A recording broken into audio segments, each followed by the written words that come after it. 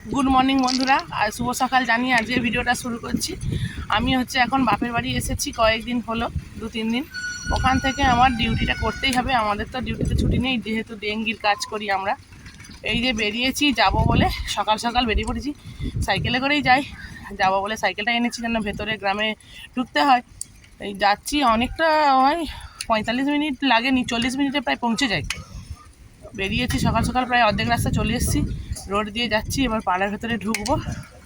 দেখতে থাকুন। আজকে গ্রামের রাস্তাটা দেখাবো। গ্রামের ভেতরে মাঠের পর মাঠ দিয়ে যাব। খুব ভালো লাগবে, আমার তো খুব ভালো লাগছে। সকালবেলা সূর্য ওঠা, আজকে তো একটু মেঘলা করেছে, কালকে গিয়েছিলাম, কি সুন্দর লাগছিল। ঠিক আছে, এখন রোড দিয়ে যাচ্ছি। একটু গরম হচ্ছে খুব, কিন্তু কানটায় হাওয়া লাগছে, কানটায় চাপা দিতে হচ্ছে।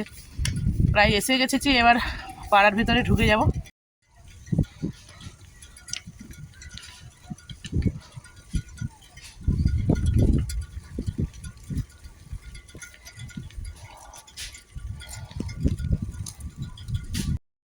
রোড দিয়ে যেতে যেতে এই যে একটা জায়গায় দেখলাম, গুজারপুরে একটা বড় ব্রিজ হচ্ছে খালের ওপরে, তাই পুরো রাস্তাটা জুড়ে চওড়া করে একসাথে ব্রিজটা হচ্ছে।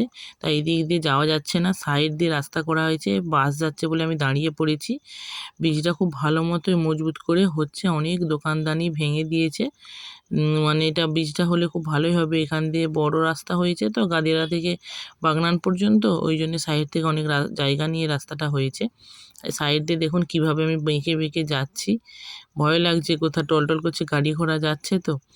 দেখুন কিভাবে হচ্ছে ব্রিজটা, খুব একটা বড় প্রকল্প হয়েছে আমাদের এখানে। রাস্তাটা হলদিয়া বন্দর পর্যন্ত আমাদের যাবে, গাদিয়ারা নদীতে ভ্যাসেল চালু হবে, তাই জন্য এত খরচ করে এত দিন ধরে রাস্তা হচ্ছে। খুব কষ্ট করে এই রোডটা যাতায়াত করতে হচ্ছিল এই কয়েকদিন আগে, কেননা রাস্তাটা খুলছিল, সাইড ধরে গাড়ি ঘোড়া যেতে পারছিল না, খুব অসুবিধাজনক রাস্তা ছিল। আর বেশি দিন অপেক্ষা নয়, এবার আর কয়েকদিনের মধ্যে কমপ্লিট হয়ে যাবে। আমি ওইদিকে ঢালাই রাস্তাটা দিয়ে ঢুকে যাবো। গাড়ি আসছে, একটু দাঁড়িয়ে গেলাম, গাড়িটা চলে গেলে তারপর ওইদিকে যাবো। অটো আসছে, ওইটা দিয়ে গেলে একদম মাঠের পুরো মাঠ, আর গাড়ি নেই কোনো রাস্তাতে, সকালে অতটা গাড়ি থাকে না। এই রাস্তাটাতে গেলে খুব কাছাকাছি, নাহলে আমার আবার বাড়ির কাছ থেকে ঘুরে গেলে অনেকটা দূরত্ব হয়ে যায়। এক্ষুনি এখান থেকে 10 মিনিট লাগবে যেতে। এই রাস্তায় প্রথমবার যাচ্ছি আমি, আগের দিন গিয়েছি সব জিজ্ঞাসা করে করে, তারপর ম্যাপ খুললে এখন সব রাস্তা দেখা যায়, ম্যাপ দেখে দেখে চলে গেছি। এখানে বন্ধুরা একটা কি বিশাল ঝিল, ঝিলটা কি ভালো লাগছিল আমার, আপনাদেরকেও দেখাবো। ঝিলটা অনেক প্রচুর বড়, কুয়াশার জন্য আমি এপার থেকে ওপার কালকে দেখতেই পাইনি, আজকে তো দেখা যাচ্ছে সব। এই যে চাষের সময় পোলখড় মিলেছে, যেতে কি কষ্ট হয়। আজ দেখুন ঝিলটা প্রচুর বড়, এটা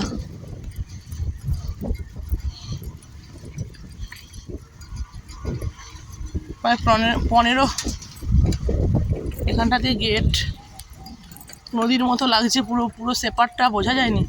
প্রায় 20-25 বিঘে মনে হয় জায়গাটার ওপরে ঝিলটা হয়েছে, এতটাই বড়।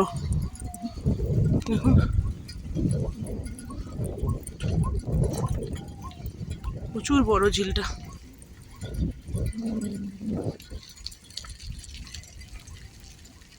আবার এইদিকে যে গাছ লাগিয়েছে, সবজি গাছ, বেগুন হয়ে আছে, কি সুন্দর বড় বড় একদম বেগুনগুলো। দেখুন খালি ঝিলটা। আবার ঝিলের মধ্যে নৌকাও আছে, বোটে করে জাল ফেলা হয়।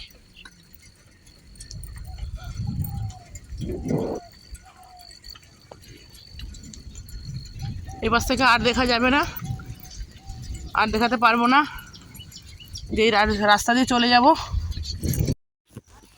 আমি এই যে পাড়ার ভিতরে ঢুকে গেছি। এই যে রাস্তা দেখুন, পোলখড় মেলা, এই দিকেও রাস্তা, ওই দিকেও রাস্তা, গ্রামের প্রচুর রাস্তা। আবার আমি এই সামনের দিকে যাব, কালকে ওই দিক দিয়ে গেছিলাম একদম মাঠ দিয়ে, আমি আজকে পাড়ার ভেতর দিয়ে একটু যাব। পাড়ায় সাইকেলের আমার প্যাডেলটা আমার কি হয়ে গেল।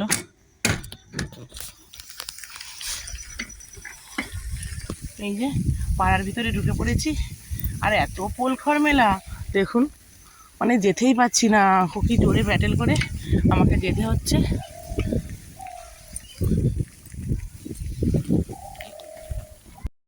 আবার পাড়া পেরিয়ে আবার পিচিং রাস্তায় উঠে পড়েছি। পাড়াতে মানে এতটাই অলিগলি বুঝতে পারছিলাম না, আবার লোকজনকে জিজ্ঞাসা করে করে।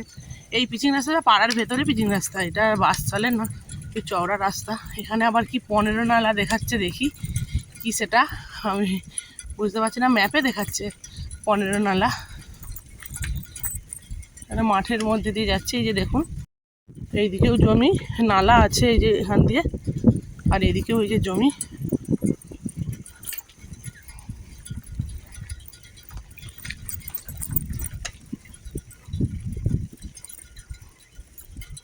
এটা কি বড় একটা পোলট্রি ফার্ম মাঠের মাঝখানে।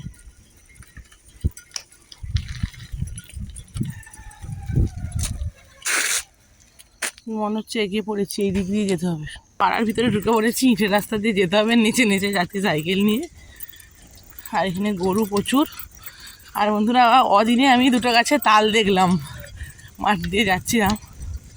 এই ইটের রাস্তাটা একটু কষ্ট, আমি একটু এগিয়ে গিয়েছিলাম, বুঝতে পারিনি এই ইটের রাস্তা দিয়ে ঢুকতে হবে। আবার ব্যাকে এসে আবার এই ইটের রাস্তা দিয়ে এসে গেছি আমি। ইটের রাস্তা শেষ হলেই পৌঁছে যাবো। যে ঢালাই রাস্তায় উঠে পড়েছি, আর যে দেখা যাচ্ছে ওইখানটায় যাব।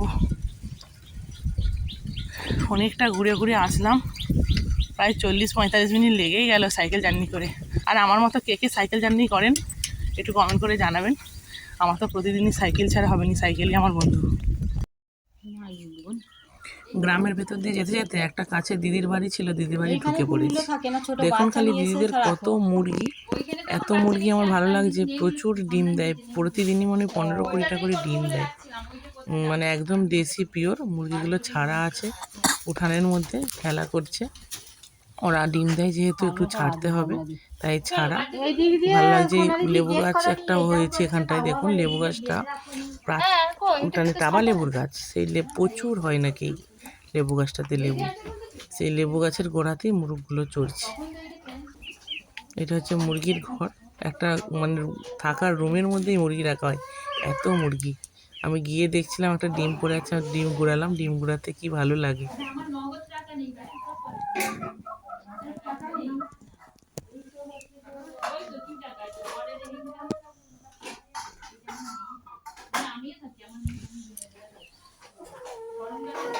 বন্ধুরা, এখন আমি বাড়ি ফিরছি, অনেকটা বেলা হয়ে গেছে, এখন 12:30 বেজে গেছে। তবে অনেকগুলো কাজ ছিল, কাজ সেরে একজনদের বাড়িতে টিফিন খেয়ে মানে গল্প করে এই যে বাড়ি ফিরছি। এখন 12:30। দেখুন রোডটা দেখুন, প্রায় 9 কিলোমিটার আমাকে যেতে হচ্ছে।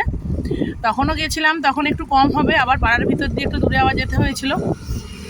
তারপরে এই যে 9 কিলোমিটার রাস্তা আমি যাচ্ছি, প্রায় অর্ধেকটা হয়ে গেছে, এখনও অর্ধেকটা যেতে, এখনও প্রায় 20 মিনিট লাগবে। যাচ্ছে কিছু মনে হয়নি, আমার প্র্যাকটিস আছে সাইকেলে করে জার্নি করে করে। দেখুন রোডটা একদম ফাঁকা, গাড়ি ঘোড়ায় যাচ্ছে, একাই যাচ্ছি। ফাঁকা রাস্তায় যেতে ভালো লাগে। আর রোডটা এখন খুব বড় হয়ে গেছে, চওড়া হয়ে গেছে, এসবে নতুন রাস্তা হয়েছে, অনেকটা চওড়া হয়ে গেছে। কোনো বাড়িতে গিয়ে স্নান খাওয়া দাওয়া করতে হবে। যে বন্ধুরা, আমি এবার এসে গেছি, এই যে ঢাল থেকে নেমে রোড থেকে চলে আসলাম ভেতরে, পাড়ার ভেতরে চলে এসেছি। সামনেই রোড থেকে পায়ে হেঁটে 2 মিনিট লাগে আমার বাপের বাড়ি, একদম গাদিয়ারার একটু আগে।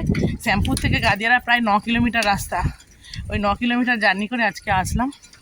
একটু কষ্ট হচ্ছে মানে ফেরার মুহূর্তে। এই যে চলে এসেছি আর একটুখানি, আবার ছেলেটা আবার দেখি স্নান টান করছে নাকি, দেখলেই ছুটে আসবে।